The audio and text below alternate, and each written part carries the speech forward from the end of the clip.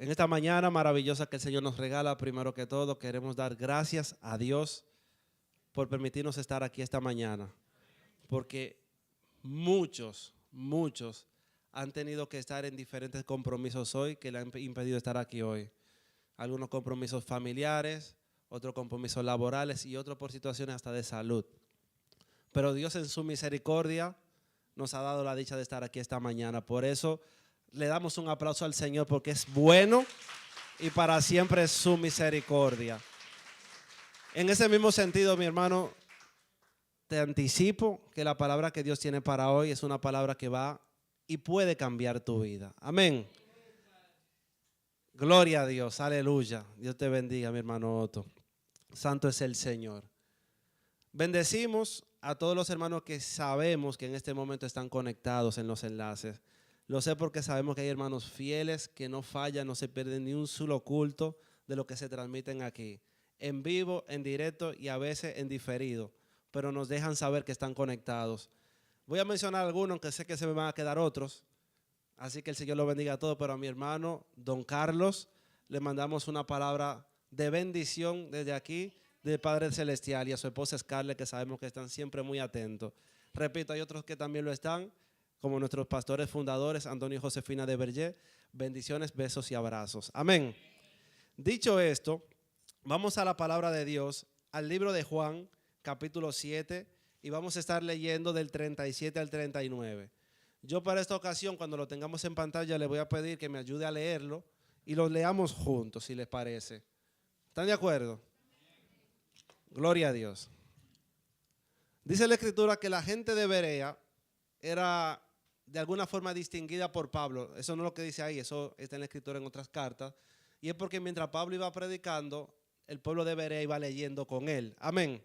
No necesariamente en voz alta como lo vamos a hacer ahora, pero sí es una especie de ejercicio para que vayamos juntos. Amén. Y me ayuden a mí a no equivocarme y no decir una palabra por otra o comerme una coma. Amén. Vamos a estar leyendo la misma que está publicada y dice: en el último y gran día de la fiesta, Jesús se puso de pie y alzó la voz diciendo: si alguno tiene sed, venga a mí y beba. El que cree en mí, como dice la Escritura, de su interior correrán ríos de agua viva. Puede tomar asiento. Vamos a dejarlo ahí. Gloria a Dios. ¿Vieron que yo les había dicho que hoy había palabra que podía transformar tu vida? Lo que Cristo dijo fue básicamente lo que yo dije de otra forma. Y lo que Él dijo en ese momento, hoy día es lo que está escrito acá. Gloria a Dios. Amén. Entonces, gracias por acompañarme a leerlo. Yo ahora lo voy a leer de nuevo y usted se puede quedar sentado. Amén. Y dice: en el último y gran día de la fiesta, Jesús se puso de pie y alzó la voz diciendo: si alguno tiene sed, venga a mí y beba. ¿No es lo que leímos? A gran voz. Gloria a Dios. Y te diré, ¿y se volvió loco Jesús? Pues fíjense que lo que usted pensó, que gracias a Dios no lo pensó, los que estaban ahí sí lo pensaron. Más para adelante usted se va a dar cuenta, luego del verso, de versos en adelante, que lo vamos a verificar más adelante, se va a dar cuenta que sí lo pensaron. Pero ¿qué pasa? ¿Por qué Jesús alzó la voz? Resulta que en este momento Jesús estaba celebrando una fiesta de las instauradas para el pueblo, en este caso eran las fiestas del tabernáculo. Y cuando dice el último y gran día, se refería al último día de la fiesta. Esa fiesta duraba 8 días. Él estaba en el octavo.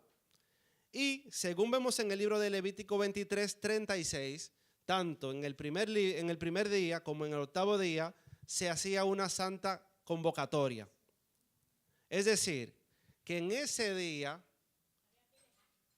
yo iba a decir que estaban todo el pueblo reunido, pero la pastora Carol dice había mucha gente. Y yo estoy de acuerdo que había mucha gente. Por lo menos había mucha gente. Por lo menos. Ahora, lo cierto era que había todo el mundo, porque ese era un pueblo que hacía o procuraba mucho cumplir con lo de Dios, y más si ese cumplimiento era visible. Entonces, Si yo puedo llegar a esa fiesta ese día, ¿por qué yo no voy a ir si ahí me van a ver? Y si no me ven, me van a preguntar que por qué yo no fui.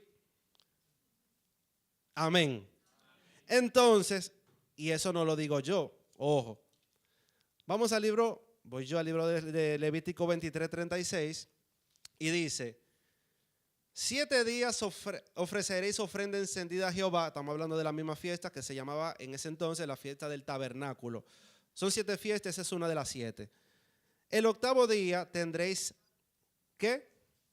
Santa convocación. Y ofreceréis ofrenda encendida a Jehová. Fiesta es, ningún trabajo de siervo haréis. Es decir, que el pueblo de Dios no tenía la excusa del trabajo.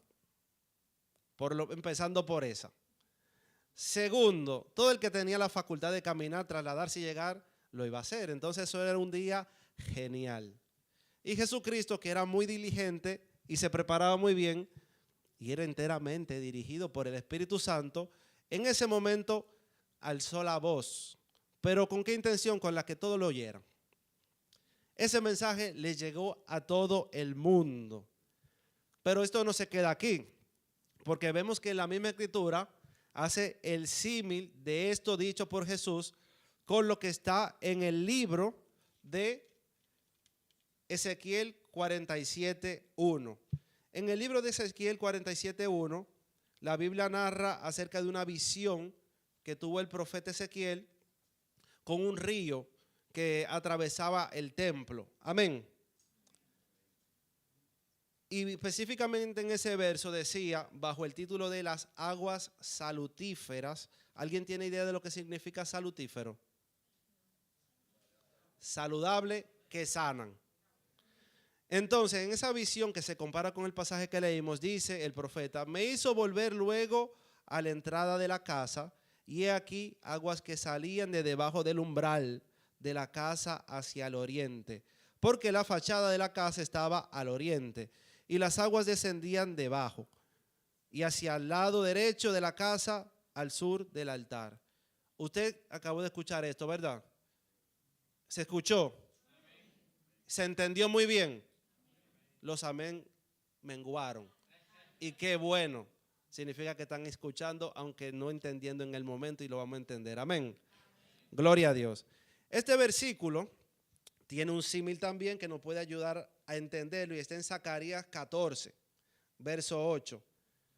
Pero lo vamos a leer, nos vamos a leer del 8 y después vamos para atrás. En el verso 8 dice: acontecerá también en aquel día. ¿Cuál es ese día? Un gran día. Diga conmigo, un gran día. Un gran día, que en Zacarías 14 usted lo va a escudriñar. Pero yo le voy a decir: acontecerá en aquel día que saldrá de Jerusalén aguas vivas, la mitad de ellas hacia el mar oriental y la otra mitad hacia el mar occidental, en verano y en invierno. Yo le pregunto a ustedes hoy día, ¿cómo el globo terráqueo está dividido? Oriente y occidente. O sea, está dividido en diferentes formas. Está bien, pero cuando lo hablamos en dos partes, cuando hablamos de el oriente y el occidente, hay otro tercero de esos elementos. Es oriente y occidente. Ojo, usted puede partirlo como usted guste, por continentes, y son 5 continentes, y son 6 continentes, pero hablándolo acerca de oriente y occidente, no hay un tercero.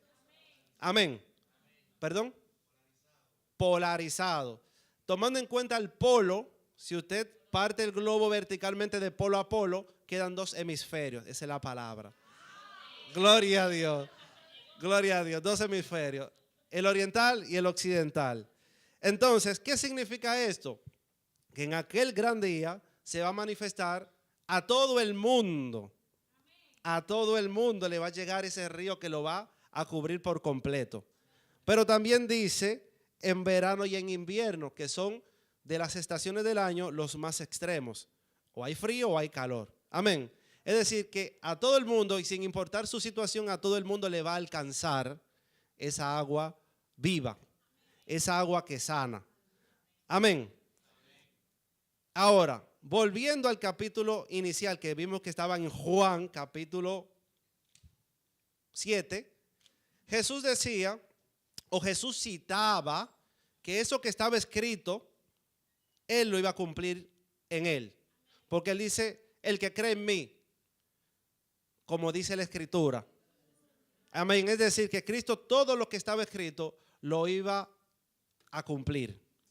Lo iba a demostrar. No iba a dejar la mínima duda de que en él todo se consumará. Amén. Y cuando, aquí abro un paréntesis, cuando Dios comenzó a darme esta palabra a principio de la semana, yo decía, pero Señor, el domingo llamado de resurrección, hay un llamamiento a llevar una palabra en ese sentido. Pero Dios me inquietaba a esta palabra que le estoy dando como le estamos desenvolviendo. Amén. Y yo dije, bueno, Señor, yo no voy a forzar como tú me lo vengas dando. Todo va a cobrar sentido a la luz de tu palabra y la dirección de tu Espíritu Santo. Amén. No forzo nada, sigo guiado y he aquí el mensaje que estoy seguro que va a bendecir tu vida hoy, este domingo. Amén. Gloria a Dios. Entonces, cuando vimos que el que cree en Jesús va a recibir en esto, dice el verso siguiente, y Jesús se lo explica, porque nosotros inferimos hoy día, porque la Biblia como está escrita nos ayuda a conectar lo que ya vimos, pero la misma Escritura explica que Jesucristo se refería en el verso siguiente cuando dice, estoy, para los que me van siguiendo con la Escritura, Juan capítulo 7, verso 38. 7, 38.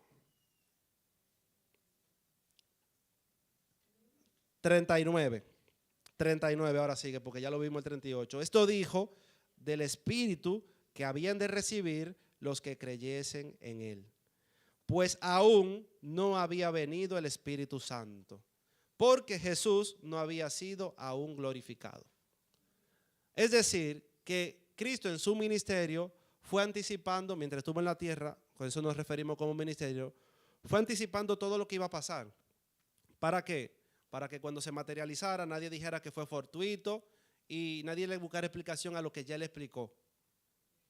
Amén. Entonces, cuando yo estaba escribiendo esto, yo me preguntaba en algún momento, luego de ver esto, yo decía, Señor, pero si tú viniste a morir por nosotros y en tu resurrección está nuestra vida y nuestra salvación, ¿por qué tú duraste 3 años para hacerlo, desde que te manifestaste al mundo? Cristo inició su ministerio a los 30 años, para que los que no lo saben os recordemos. Inició a los 30 años, primero fue tentado en el desierto, luego llamó a los 12 discípulos, luego comenzó a instruir y a recorrer el mundo haciendo prodigios y enseñando. Amén. Pero yo digo, me preguntaba yo, ¿por qué Cristo no lo hizo en 1 año? ¿Por qué no en 3 meses? Y al final, Él vino a pagar por nuestros pecados. ¿Amén o no? Y tenía que pagar por nuestros pecados porque la consecuencia del pecado es la muerte y alguien tenía que morir y nosotros ya estábamos muertos porque estábamos separados de Dios. Por ende había condena eterna. Entonces, ¿por qué Cristo no lo hizo así? ¿Por qué durar 3 años? ¿Y por qué hacer un padecimiento tan largo? Porque cuando inició el Calvario fue un camino extenso.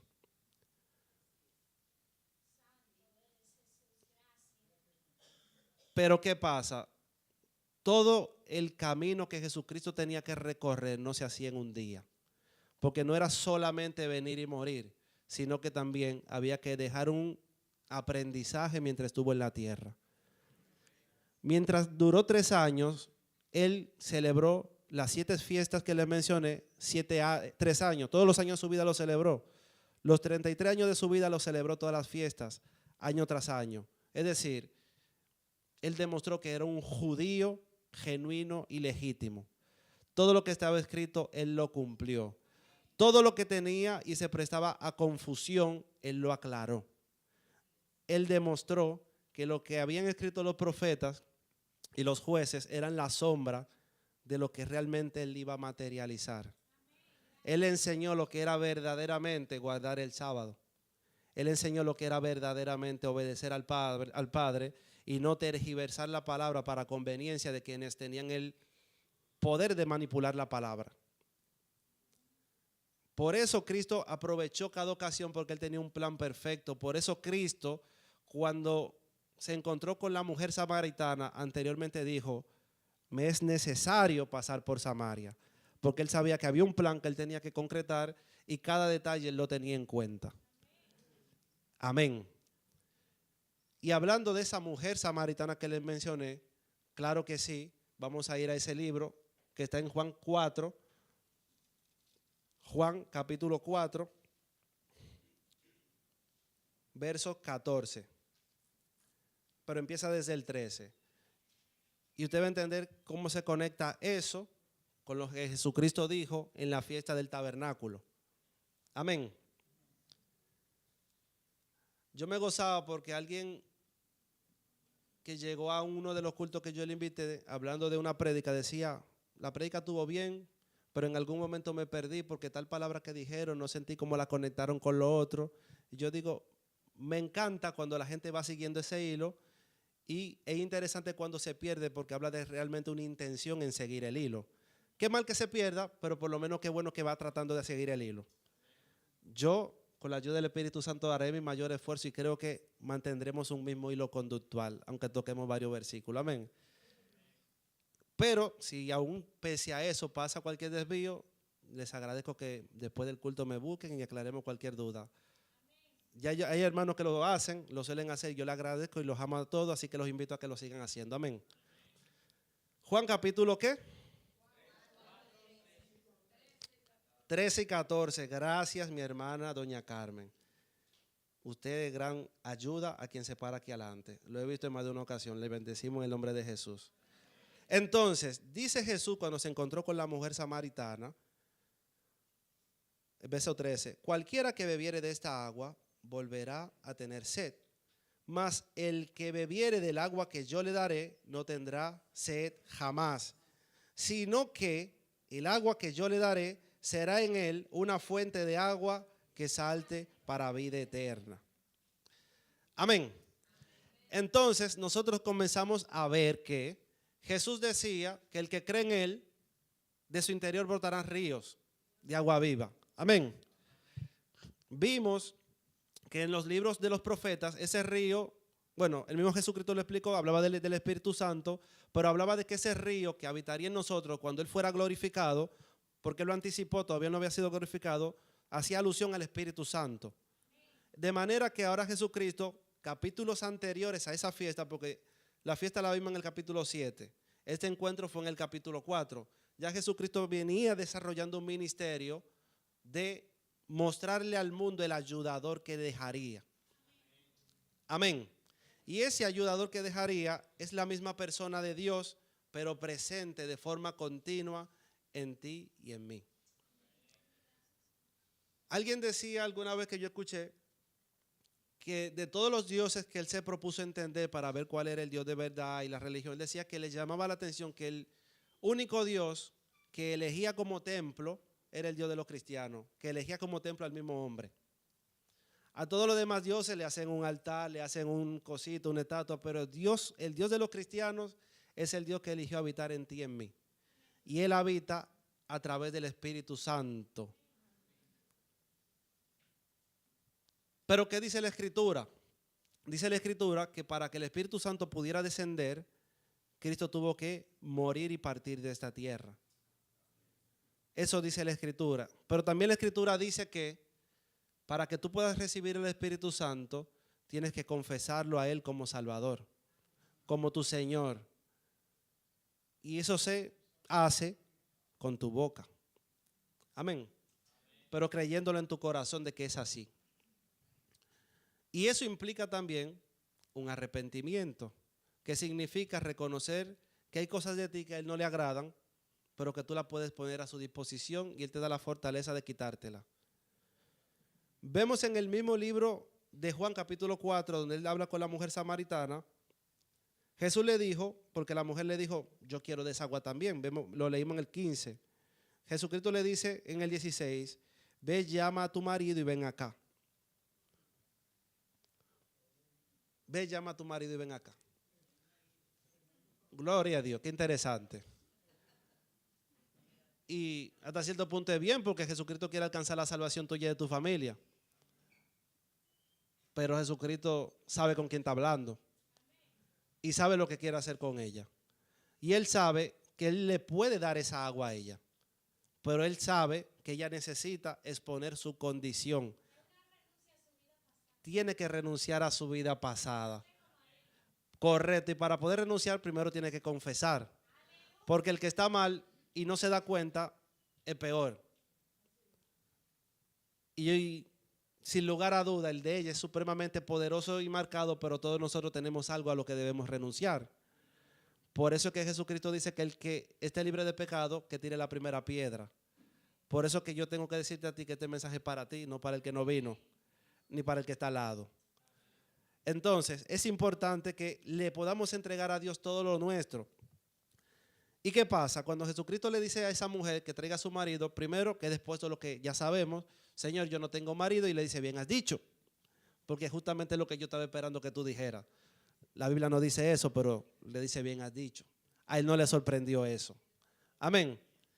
Pero ¿qué representa ese marido para esa mujer? Esos maridos para esa mujer. Esos maridos para esa mujer lo que mínimamente representan es estabilidad financiera. Cuando digo mínimo no es porque sea poco, sino porque otras cosas también lo involucran. Ahí juegan temas de pasiones, ahí juegan también temas de estabilidad, porque los maridos en aquel entonces eran fuente de sustento para la mujer. ¿Cuántos lo saben o dicen amén? Seguridad, correctamente. Quizás a uno lo amará más que al otro. Ahí hablamos temas de emociones, pero estamos asumiendo. Lo que sí sabemos es que ella no los amaba de gratis a todos. Y si los amaba de gratis, entonces tenía un tema de seguridad y de valor propio. Sea como sea, había algo que tenía que entregar de sí misma porque eso no estaba bien. Para Cristo poder llenarla como Cristo quería hacerlo con ella. Y claramente ella renunció a todo, porque más adelante vemos que ella luego se hizo eco del profeta que se le manifestó el profeta. Señor, me parece que eres profeta, ¿recuerdan? Por ende, ella se hizo una promotora del reino de los cielos y a través de ella llegaron más personas. Gloria a Dios. Asimismo, Cristo hoy quiere que tú entregues todas las cosas que te distancian de Él o que te limitan para recibir el agua que Él quiere darte. Cristo explica muy bien a qué agua Él se refiere, porque textualmente Él dice, como decimos, literalmente Él dice que se está refiriendo al Espíritu Santo. Y todo lo necesitamos para poder estar de pie, amén.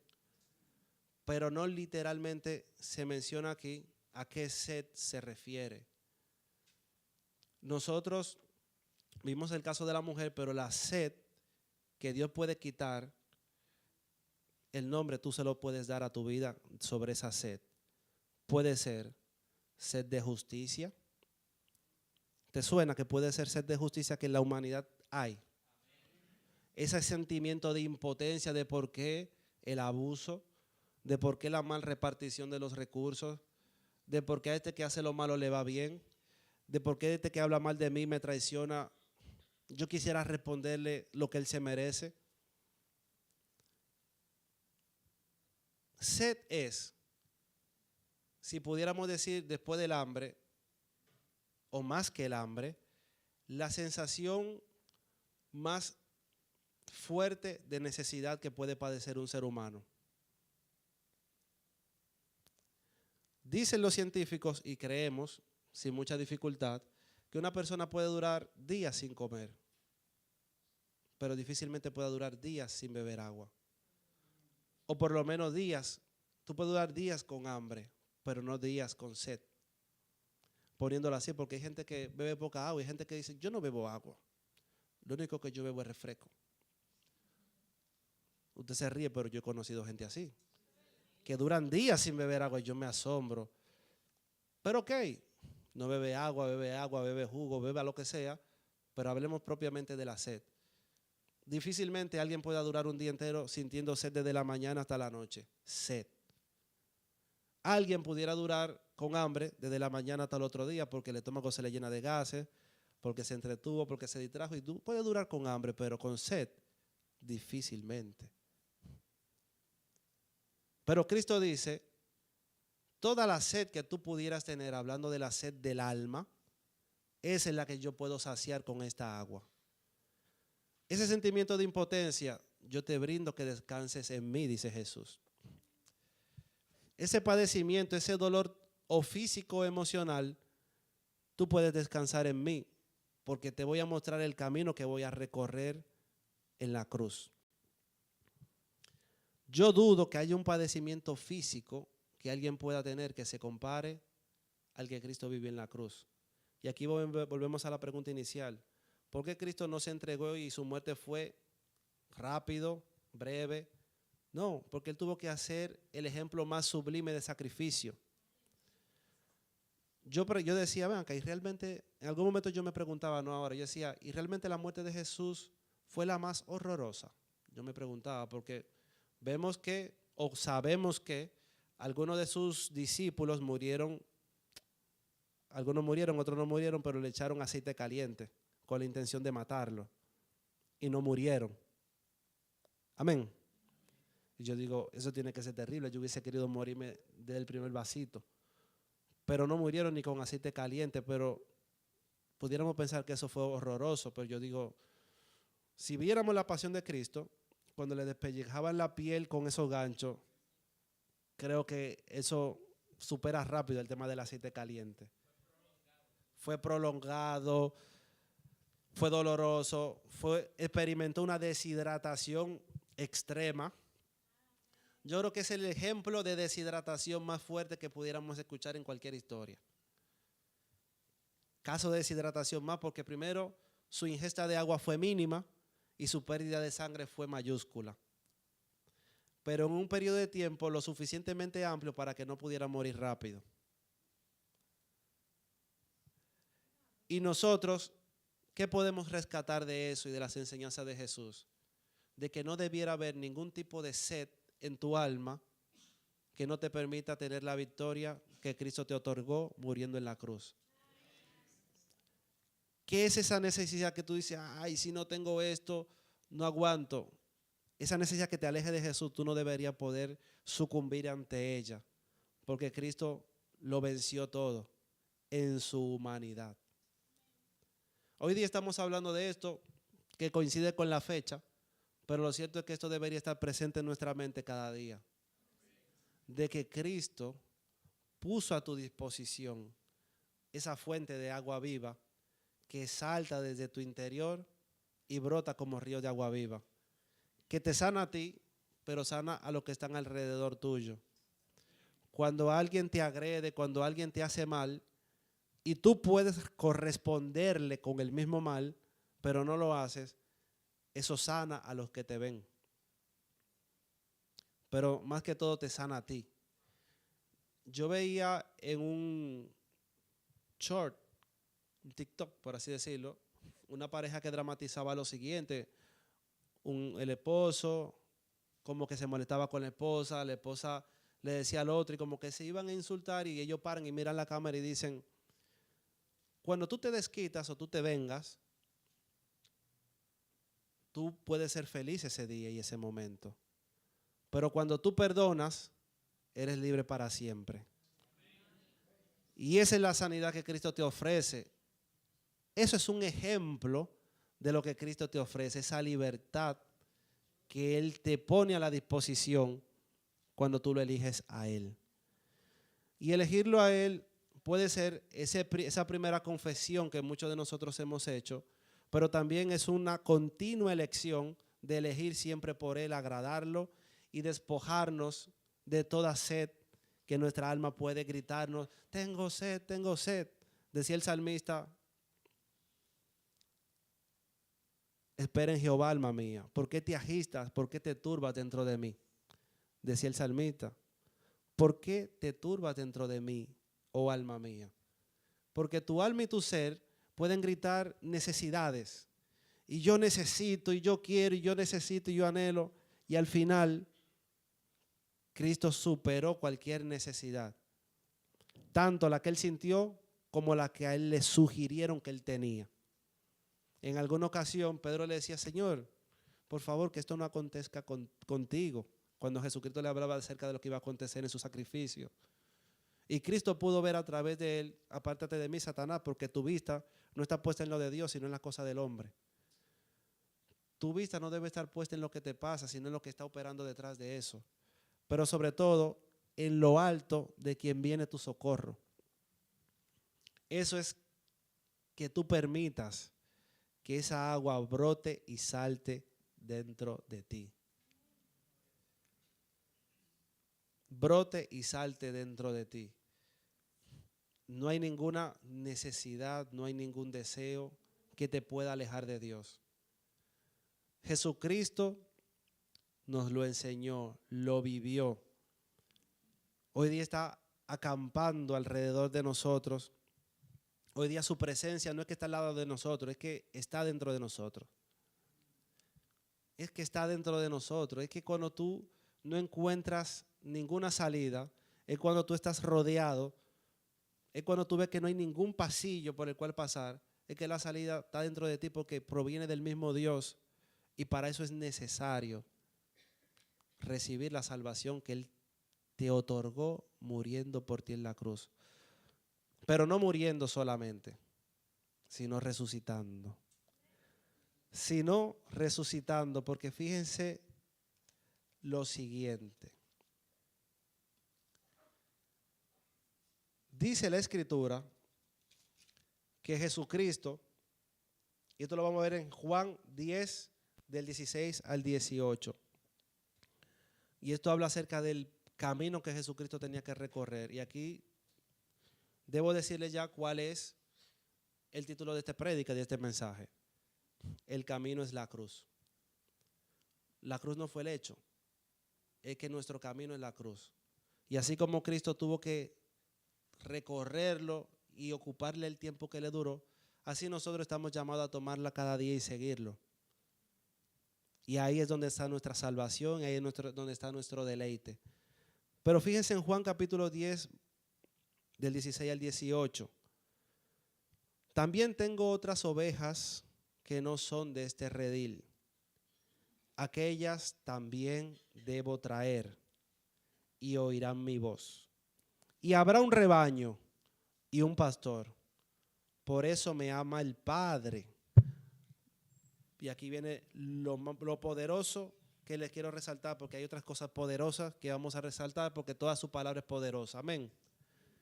Porque yo pongo mi vida para volverla a tomar.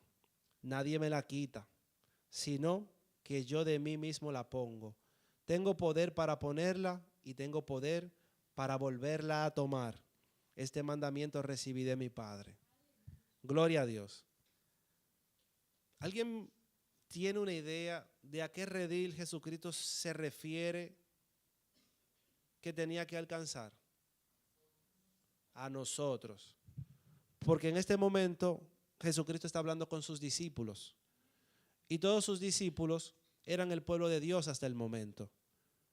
Eran Israel, eran Judá, eran el pueblo de Dios. Eran parte del mismo pueblo que lo rechazó.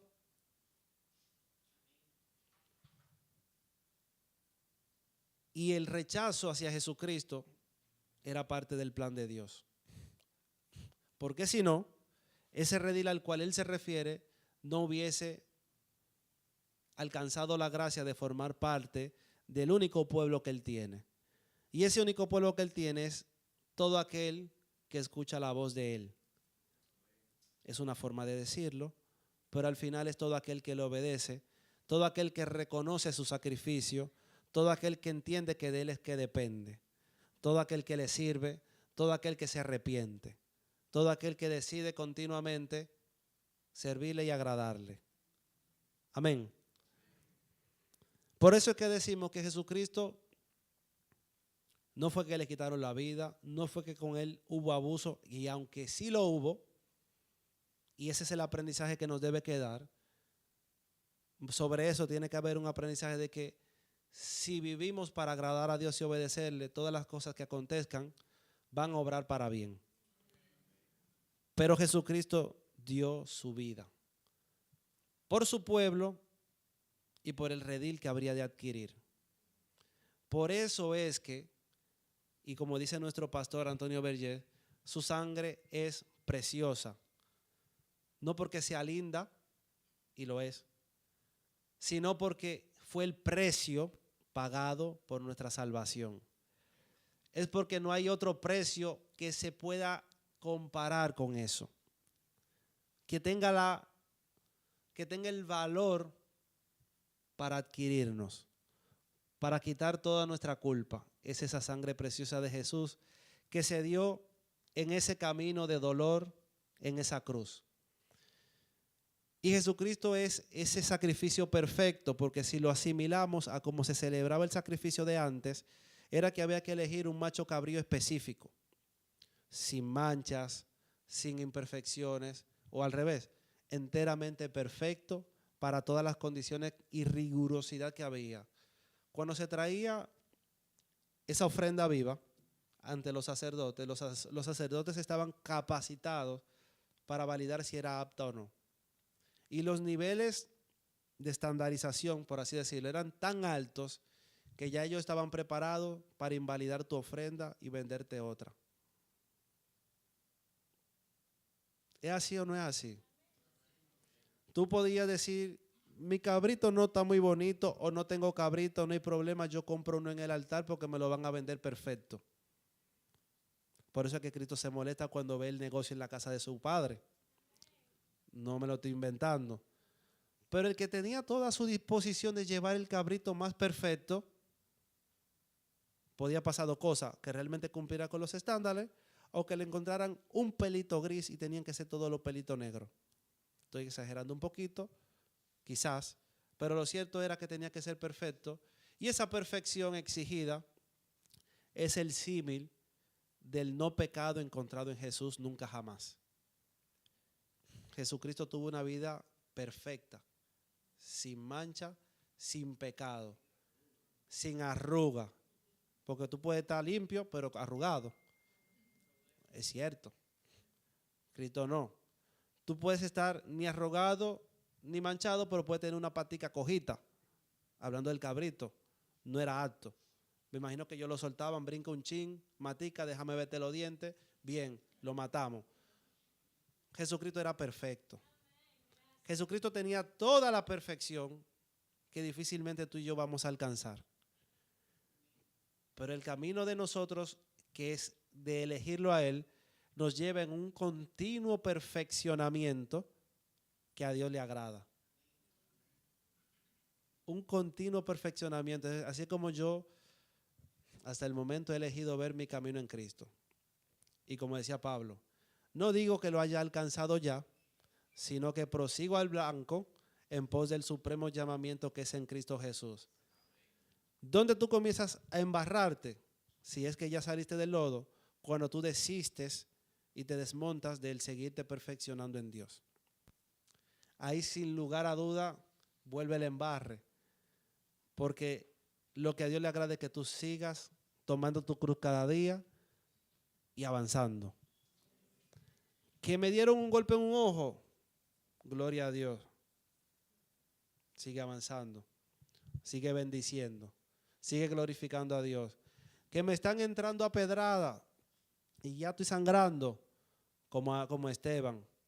Que los cielos sean abiertos para ti, que tú puedas ver la gloria de Dios en todo momento. Y que, como dice Jesucristo, que la dicha está en que cuando seas vituperado, cuando seas ultrajado, sea porque lo están haciendo injustamente. Porque si te están ultrajando con causa, no hay ninguna dicha en eso. Usted se lo ganó. Gloria a Dios y que Dios tenga misericordia. Entonces, Jesucristo es ese sacrificio perfecto porque Él no tenía mancha. Él fue haciendo el símil degollado porque tuvo que soltar toda esa sangre en cada fibra de su cuerpo. Creemos que en su cuerpo no quedó ni una gota de sangre. ¿Cuántos creen eso? Creemos y vemos que cuando le perforan el pulmón o le perforan el costado, no dice pulmón, pero el costado, tal vez llegó al pulmón, tal vez no, sale agua con sangre. Pareciera ser que ya no quedaba sangre, una mínima cosa y estaba llena de agua. Porque sale agua con sangre, ¿o no? No salió sangre, no quedó sangre en él. Toda la dio por ti y por mí. ¿Para qué? Para que tú puedas tener acceso a esa agua que brota desde tu interior y que todos necesitamos. Hay personas que entregan su vida por completo al trabajo y a los afanes. Tienen 3 trabajos, 2 trabajos, descansan para seguir trabajando, porque tienen un propósito muy grande y eso lo mueve. Gracias a Dios le da energía en ese cuerpo. Ellos mismos no saben de dónde sale toda esa energía porque son muy trabajadores, pero al final en algún punto su vida colapsa porque eso no es sostenible.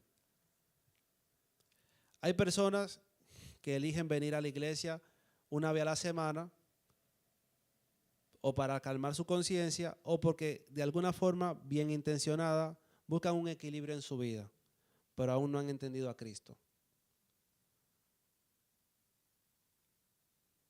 En cierto punto eso también está bien. Pero la plenitud que Cristo te ofrece es aquella que se alcanza primero teniendo la sed del agua que Él te puede dar. Y como habíamos dicho en prédicas anteriores, cuando esas cosas que te vence continuamente, tú eliges, en vez de entregarte a esa tentación, eliges rendirte ante Cristo.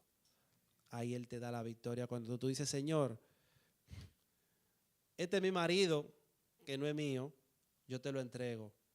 Haz de mí lo que tú quieras porque estoy renunciando a mi sustento, estoy renunciando a mis placeres, estoy renunciando a todo eso que no te agrada.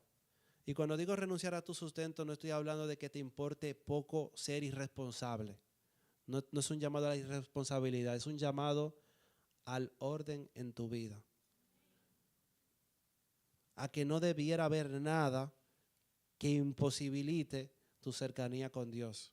Porque cuando Dios se entroniza en tu vida, hay espacio para todo lo demás, siempre y cuando a Dios le agrade. A eso me refiero. Yo escuchaba de ayer una señora que decía, una mexicana, y decía, mi hijo, escuchen esto, por favor, presten atención, decía ella. Yo tengo 57 años y yo llegué a Estados Unidos a trabajar durísimo. Yo llegué alquilada, con pocos recursos. Yo y quien era mi esposa llegamos aquí, comenzamos a trabajar jardinería. Y era de día y noche trabajando. Y yo era chiquitica, decía ella. Y la gente se asombraba. ¿Y cómo yo trabajo tanto? Y yo le daba duro todo el tiempo, pam, pam, pam, pam, pam. Y compré una casa. Y después, pam, pam, pam, pam, pam. Y compré otra casa. Y teníamos 2. Y después teníamos una casa más grande y teníamos varios carros. Y yo soy bruta. Ella se autodenominaba bruta porque decía que producía solo sobre su mano, pero no con mucha inteligencia, pero Dios bendice el trabajo de la mano. Amén. Y dice ella, y en algún momento de mi vida, este brazo dejó de funcionarme, no sé, fui al médico y tenía todos los ligamentos desgarrados. Pero, amén. Y después al otro brazo. Y después, y para hacerle el cuento corto, ya lo narré en 2 minutos, yo se lo voy a tratar de narrar en menos de 1. Ella dice que solamente, según ella, una sola vértebra le queda buena porque incluso no puede ni andar bien. Hubo un día que no podía ni pararse de la cama, que no podía hacer ni pipí ni lo otro. Y ella le dice, en su vida, procuren trabajar para vivir y no al revés. Porque a veces usted se afana, ella no le enfoca para nada en buscar a Dios. Pero hasta de ahí podemos sacar aprendizaje, que no debiéramos esperar llegar tan tarde para comenzar a darle ese sentido a nuestra vida que solamente Dios puede dar. Por eso me llamaba y me alegraba mucho, me llamaba la atención y me alegraba mucho como la pastora que predicó el domingo pasado decía que pese a tener 35 años de haber entregado su vida a Dios, si lo hubiese pensado o sabido antes, lo hubiese hecho antes.